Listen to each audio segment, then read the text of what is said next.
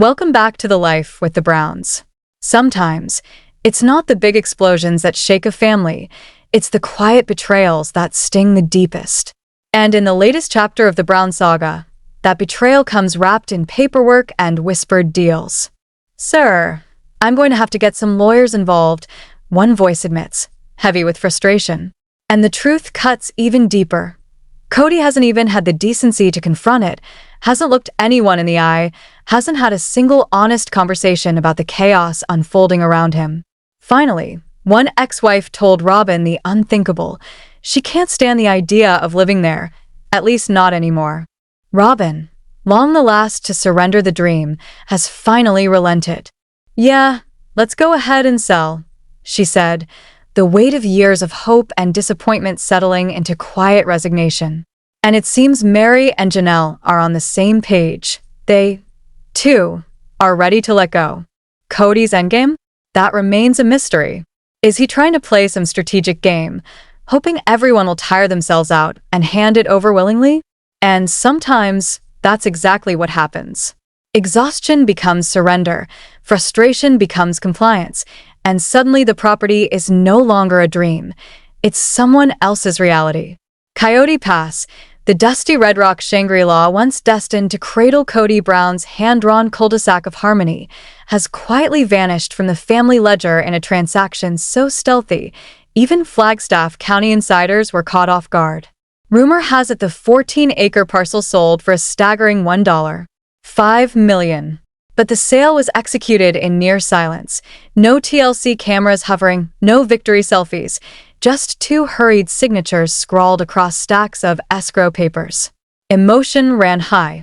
Conversations about selling, negotiations with Justin, memories of plotting porch swings, and wrestling over property taxes, all boiled down to a single, cold moment at the courthouse. Word is Cody strutted in like he had power-walked through a dust storm, hair frizzed, nerves buzzing, while Robin kept the pens poised for what may have been the smoothest ex-wife extraction in history. One ex-wife signed, the door shut, the notary stamped, the clerk filed. And just like that, years of squabbles, dreams, and investments evaporated into the ledger as a merciless zero. Imagine it. Years of arguing over water tanks, obsessing over who paid what, sketching out the perfect family home, only to wake up and discover the land has vanished from your world. My name's on one piece. Is your name on two? Cody had the power to sell the 2-acre piece, while Robin handled the remaining 5. But the ex-wife left out of the loop didn't even hear until a friend texted. "Did you sign something?" Shock. Confusion. Rage. It's the emotional cocktail that now has her weighing whether to call an attorney she swore she'd never need. Meanwhile, Cody reportedly shrugs it off in grocery store parking lots, claiming he and Robin only recouped their investment, tossing out numbers about being $160,000 deeper than the other wives. Whether the math adds up or not, the optics are pure scandal. And now, the family faces the next looming question. How do we divide what remains? Who's left clutching thin air? Is it Mary, the original ride or die, who clung to hope that the family would circle the wagons one more time? Or is it someone else, blindsided, furious, and betrayed by a man who's been kind of an ass about property every step of the way? The Browns have built a life on faith, love, and a little bit of chaos, but even faith has its limits. And as Coyote Pass disappears into someone else's hands, the question echoes louder than ever. In the game Cody is playing, who really wins and who loses everything? Coyote Pass was supposed to be the crown jewel of the Brown family, a desert dream painted in red rock and sagebrush, a sprawling canvas where 4 wives could craft their own slice of paradise. Janelle, the pragmatic budget guru, had begged for appraisals. Christine was already basking in the Utah sunshine, presumably sipping victory lemonade, detached but still part of the story. And now, whispers suggest that one of those women just discovered her piece of paradise was quietly carved out from under her feet. Buckle up. If the rumors are true, that dotted line betrayal is just the first ember, and the desert winds at Coyote Pass are notorious for fanning small sparks into full-blown infernos. Back when the red dirt sun first kissed that empty ridge, Cody practically danced across the sagebrush, promising each wife her own dream porch. For houses fanning out like petals on a perfectly constructed plural marriage flower. He painted the picture. Cul-de-sac barbecues, grandchildren racing their bikes in dusty figure eights, and family meetings lit by Arizona sunsets, so fiery they'd make Vegas neon blush. Each wife had her vision. Mary picked the patch nearest the road, joking someone had to watch the Amazon deliveries. Janelle zeroed in on a rise perfect for solar panels, swearing it would catch every ray of sunlight. Robin claimed the slice with the widest view, and Christine wandered off imagining a kitchen big enough for cinnamon roll marathons. In confessional cameras, they clutched plat maps like golden tickets, promising foundations would be poured the moment the property was theirs. But life, as it always does, intervened. Kids grew up, Cody crashed in, and marriages started hitting the skids. Dreamy discussions about floor plans morphed into tense Zoom calls over overdue water tank rentals. Christine's split cracked the first fault line. Janelle's simmering frustration opened a second. Mary, ever the optimist, kept a dusty box of cabinet samples in her Flagstaff rental, just in case. And every time the family gathered at Coyote Pass to walk the fence line, it felt less like a housewarming and more like a farewell tour. Cody's blueprints stayed rolled up, his grand vision buried beneath what-ifs and half-buried trailer hitches. Then came the quietest gut punch of all, the sale. In one hush-hush bundle, the land vanished from the family's ledger. All that talk of legacy gone in a single signature sprint. And it wasn't just the family, it was the fans, too. For 13 seasons, viewers invested late-night popcorn, group chat debates, and emotional energy, watching those dream homes take shape. And now, the dream belonged to someone else. And who exactly owns it now? Not a Smith, not a Garcia, and certainly not a Brown. No, the buyer of record is an LLC spun up just a week before closing, Saguaro Peak Investments LLC. A simple name, but behind it lurks a Scottsdale developer allegedly notorious for flipping wide-open ranch land into luxury mini-estates. Imagine infinity pools, pickleball courts, and driveway gates swinging wider than the Browns' collective trust right now. One insider whispers the deal closed on a Friday at 5:47 p.m. Perfectly timed to escape the glare of public scrutiny. So now, the Browns are forced to face the fallout. The million-dollar question: how do you divide what no longer belongs to you? Bulldozers circle a future cul-de-sac now belonging to strangers. A for sale, under contract sign replaces hope, and social media is ablaze. The promised family paradise didn't just shrink, it evaporated.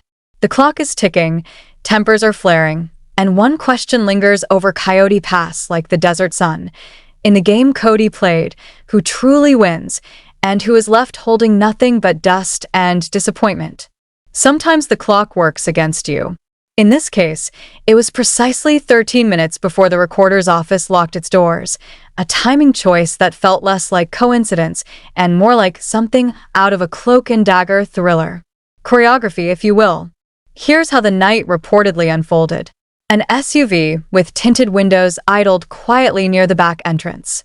Cody, Robin, and a single ex-wife slipped inside, each clutching crisp manila folders.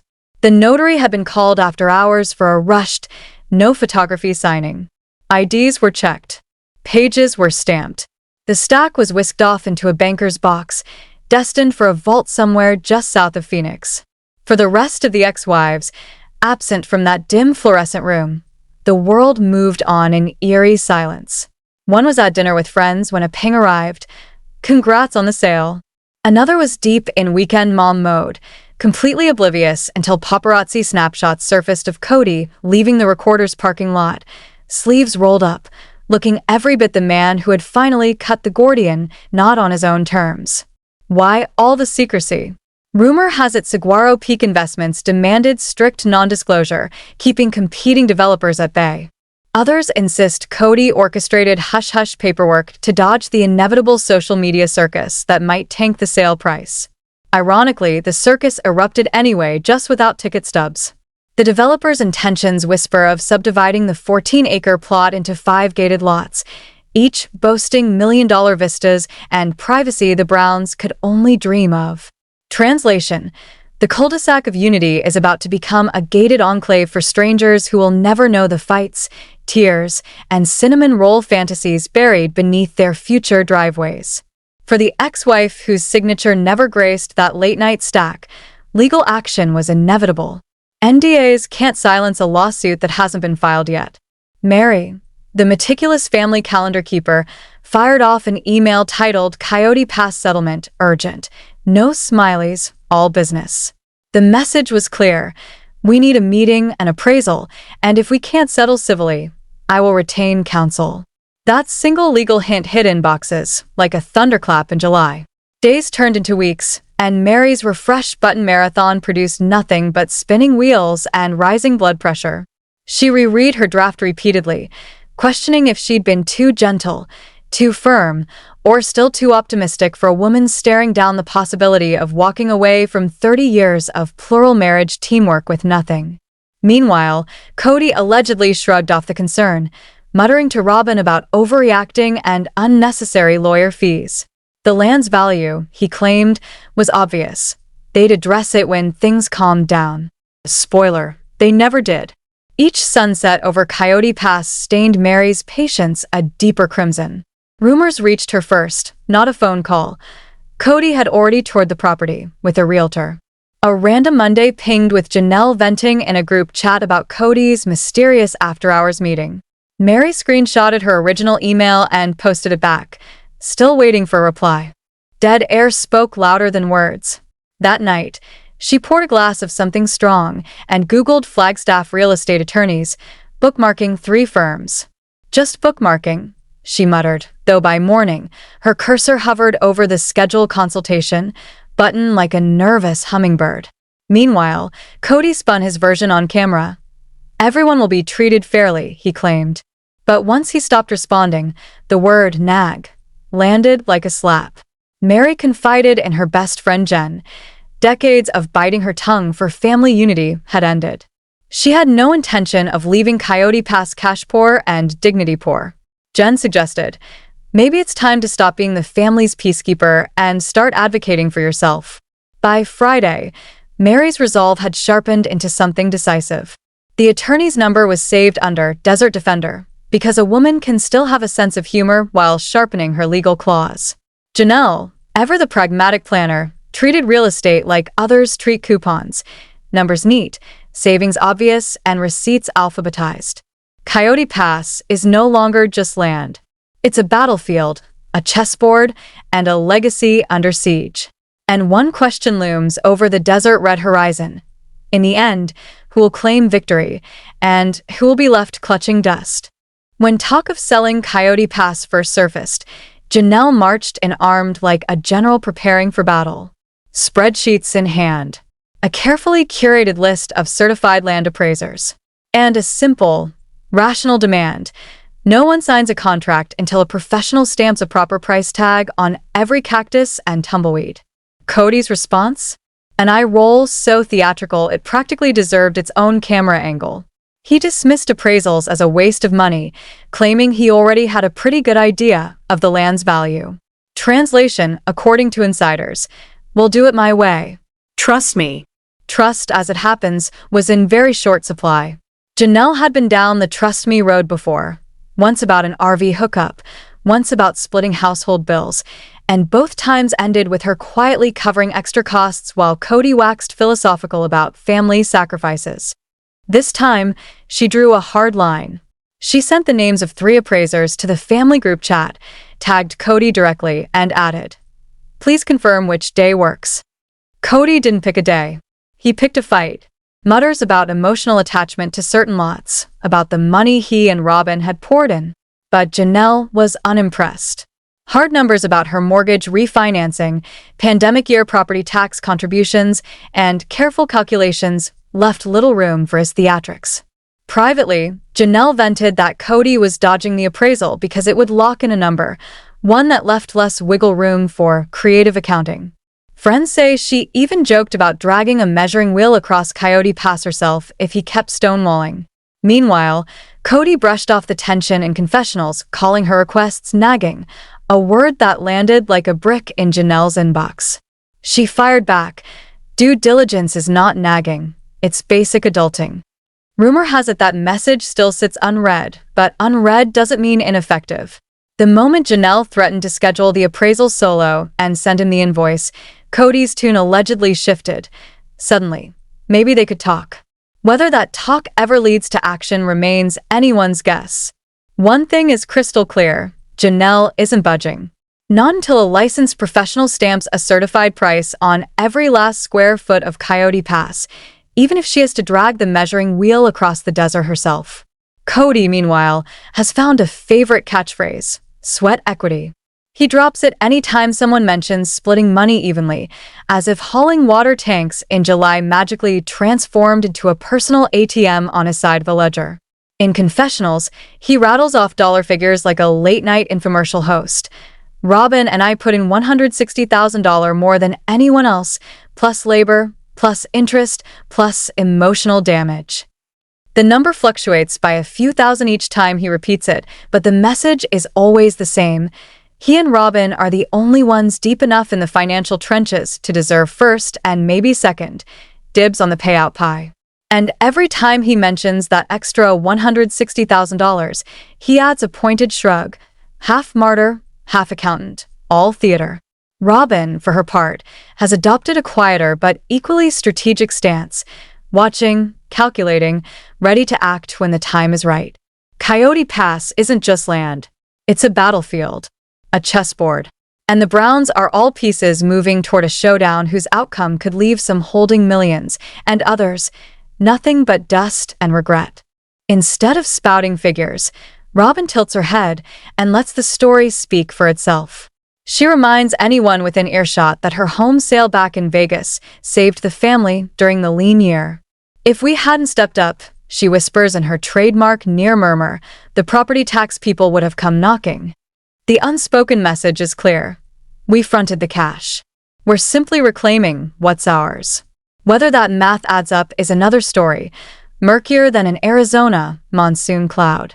Janelle's spreadsheets paint a different picture, showing multiple wives covering bills at different times. Mortgage gaps here, trailer rentals there. But Cody keeps circling back to the one lump sum he and Robin poured in, presenting it like an undisputed trump card. What really rubs the other ex-wives the wrong way isn't just numbers, it's the narrative. By framing themselves as the heroic investors, Cody and Robin cast everyone else as silent partners, expected to be grateful for scraps. Mary reportedly calls it financial gaslighting, while Janelle jokes that if sweat equity counts, she deserves retroactive credit for every night spent in that RV with busted air conditioning. Tension spiked when Cody allegedly floated a payout schedule, he and Robin first, the remainder divided later, after fees of course, and contingent on market fluctuations. Translation: trust us today, cash out eventually. Whether this bigger investment defense holds legal water remains to be seen, but emotionally, it's already scorched the earth. Every repetition of Cody's $160,000 mantra triggers social media sleuths to post side-by-side clips of the wives detailing their contributions, turning a once-family dream into a full-blown ledger war. Until a judge, or a very patient mediator, totals every receipt, Cody's self-appointed role as chief investor remains exactly that, self-appointed. Coyote Pass was once his blank canvas. For a time, the wives let themselves believe they were co-artists, finger-painting futures on acres of red clay. They stood in ankle-deep dust, planning children's bedrooms, swapping cookie recipes for neighborhood potlucks that never happened, laughing as desert sunsets turned gray hairs rose gold. Now, the same ridge feels like standing on the ruins of a blueprint too painful to unroll. Cody walks the fence line muttering that the land is a heartbreak place, but the ache isn't his alone. It pulls in every empty promise still echoing through the juniper branches. Mary remembers dragging folding chairs out there for makeshift vision boards, poster paper flapping while she sketched the porch swing she'd share with grandchildren. Janelle can still point to the exact slope where she once tested soil pH, convinced her raised bed lettuce would thrive. Robin, the last to surrender the dream, paced the imaginary driveway, rehearsing how kids would race scooters to Grandma's house 2 lots away. Even Christine, long gone to Utah, left a fragment of her hopeful voice drifting on the breeze, narrating cinnamon roll aromas across the cul-de-sac. So when the sale closed in silence, it wasn't just a real estate deal. It was the final shovel of dirt on 3 decades of shared mythology. Fans who binge-watched the family's ups and downs felt sucker punched too. They had invested Friday nights, group chat dissertations, and emotional energy rooting for that compound of coordinated porch lights. Instead, the only glow out there now is a surveyor's stake reflecting moonlight, marking where someone else's entry gate will rise. Every time an ex-wife drives past the private property sign, she isn't just passing land. She's passing the alternate timeline, the one where birthdays overlapped, holiday bonfires lit 4 matching facades, and the dreams they painted in red dirt remained intact. Where fights once ended with Cody on a communal patio instead of cold silence over Zoom, losing Coyote Pass now means accepting that unity is no longer an address you can punch into a GPS. It's officially a ghost town of good intentions. Even the tumbleweeds seem to roll a little slower, as if paying respects before developers pave everything flat. Money might be the fuel, but it's the missing money that's lighting this powder keg. For the ex-wife allegedly left with nothing, no final check, no hush-hush handshake. This isn't just about land. It's decades of building a life, only to watch it cashed out without so much as a heads up. Rumor has it, the payout was meant to be a neat 4-way split, $375,000 each, give or take. Enough to soften the sting of seeing the family dream dirt become someone else's concrete slab. But insiders say one of those 4 names was never penciled in. She's been left to piece together secondhand updates like some twisted game of telephone, numbers never quite adding up, silence louder than any dollar sign. The math almost seems beside the point. $1. 5 million sliced 4 ways sounds simple until you factor in who paid which property tax, who fronted water tanks, who covered extra fees, and who loaned down payment money to begin with. Cody and Robin's constant claim that they poured in more than anyone else just stirs the pot further, creating a narrative where more somehow translates to more deserved. What haunts fans, and apparently one very frustrated ex-wife, is that this wasn't just a financial disagreement. It was a decision made behind closed doors, with no room at the table for someone who once shared everything. Friends say she stopped waiting for apologies and started calling attorneys. If she can't get closure in a family group chat, she's going to find it in a courtroom. Legal letters, whispers say, are already in motion. Cody, of course, continues playing the calm cowboy in confessionals, talking about emotional wounds and healing time, as if desert heartbreak speeches erase the fact that he turned a family dream into a personal payday. Robin, meanwhile, sticks to her script, carefully rehearsed, carefully delivered, like reading from a teleprompter built on sand. Fans everywhere on TikTok, podcasts, and whispered coffee conversations are asking the same question. Will any of the ex-wives take this all the way to court? If it's true that one was left with nothing, if her name really was absent from the final payout line, this isn't just a split. It's a crack that could splinter the entire sister wives' legacy.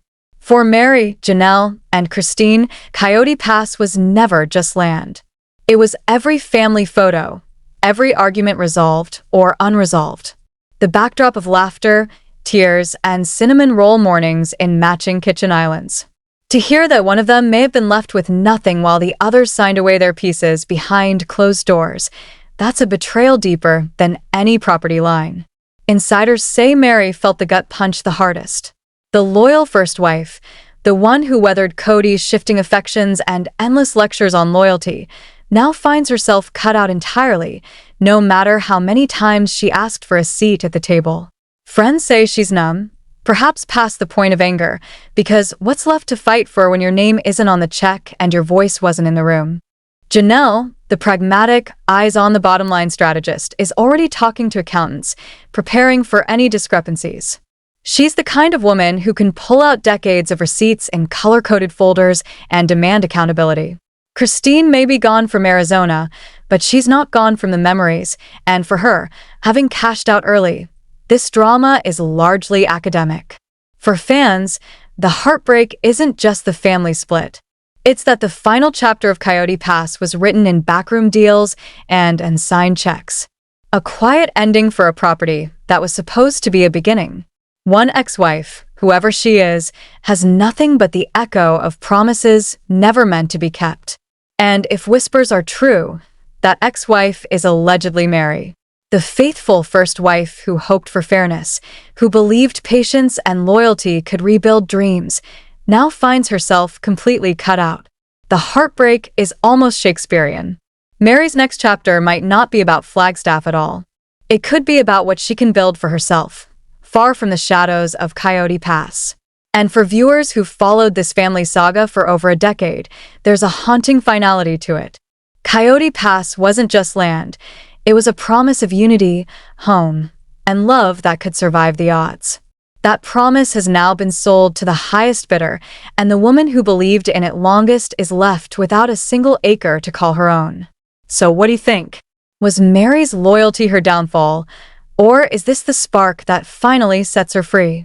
Drop your thoughts below, like, subscribe, and stay tuned because the next chapter is just getting started. And this desert drama?